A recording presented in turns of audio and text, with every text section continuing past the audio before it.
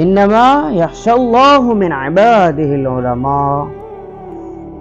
الله پاک نا چې په بندگانو کې زیات یریږي هغه عالم. علم د ډېر لوی فضیلت دی او علم معنا او مقصد دا دی چې د الله نه کم عالم کم حافظ یریږي دا د الله په نزد دی. انما یخشى الله چې د الله نه یریږي من عباده په بندگانو کې علما دي. کم انسان چې د الله نه یریږي دی الله نه خوف هغه به غلطه فیصله وکړي. ځکه چې انسان ته علم د حاصل شي چې زه د الله نه یریږم دغه انسان بیا په ځمکه قبضه کولی شي نه، دا غلطه فیصله کولی شي، دا غلط احکام بیانولی شي نه. نن چې کوم دی مونږ بعضې خلک هغه علم پټو، علم هم چې کوم دی وروستي حق نه بیانوي. یوې خبرې دوه طرفه وي، یو طرف یې بیان کو بل طرف هم پرېږدي، نور طرفونه باین بیان شي. نو الله پاک نه هغه خلک یریږي چې کوم خلکو که علم وي. عزتمندو علم د لوی فضیلت لري، لوی تقوا لري. علماء کرام فرمایي چې د طالبې په دور کې کوم سړي کې تقوا وي، علم تقوا غواړي، پرهیزګاري غواړي، د غلطو شیانو نه منع کېدل غواړي. نن دې الله مونږ ته معافي وکړي، الله دې مونږ ته بخښنه وکړي څومره به غلط راوړو. خلک وګوره، یو کس اوس یو کس ته پوښتنه وکړله چې دا مسله څنګه ده؟ نو چې شیخ صاحب داسې فرمایي. یو ورته ډېر عجیبه خبره وکړه، موږ ډېر خفه شو په خبره باندې چې دغه سړی ته کفر ته وتلی دی، اسلام نه خارج دی، ډایرکټ فتوا یې ولګوله، هر څه نه یې بهر کړه. ملي خبره باندې بغیر تحقیقه بغیر خبرې ډایرکټ یې بهر کړه. نن سبا زموږ علما هغه د مغزونه ډېر تېز دي، بس که په ټکي خبره دې وکړه کفر ته دې بوسي او د اسلام ته نه بوسي وبوسي. هلکه ګزاره کوه، کوه چې کله فیصله کوي د الله د پوره فیصله کوه. انما یخشى الله، د الله نه پکې یاره کوه.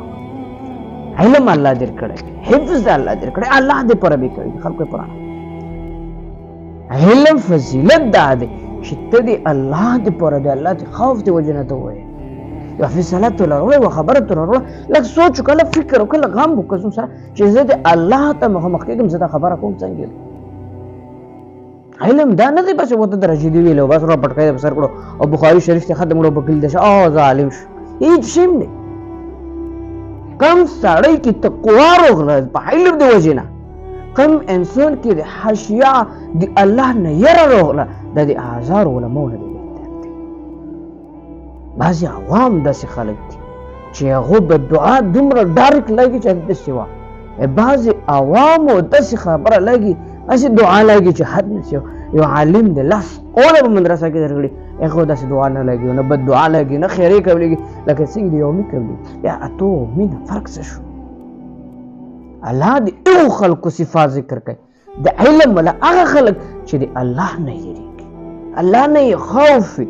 کم سړی چې د الله نه یریږي که نه، هغه بیا ملي خبره باندې سړی کفر ته نه وباسي چې په دوه منډه کې کفر ته وکړي منډه کېږي. الله وسلم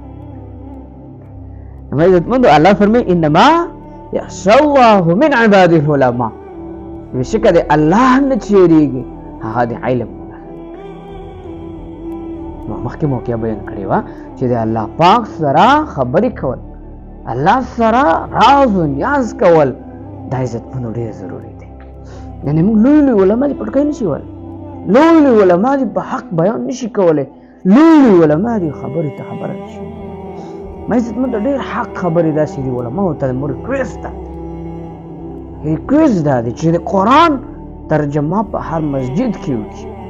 الله نه خلک ویری د الله سره جوړه وکړي، د الله نه سړی نه لرې کول. په عمومي خبره باندې سړی کفر ته وباسي. د علماو په خپل منځ کې یو بوج جوړ کړی دی د الله دپاره چې کوم دی دا بوج ختم کړي. دغه بوج او دغه حسد نه دا خلک لرې کوي. یو عالم په بل څه لګیا دی پسې لمونځ نه کېږي، بل عالم په دغه څه لګیا لمونځ پسې نه کېږي، یو عالم دی چې دا غلط دی او دغه دا غلط دی. اگر تحقیق جدا جدا خو غلط یو بل ته ویل دا نه دي.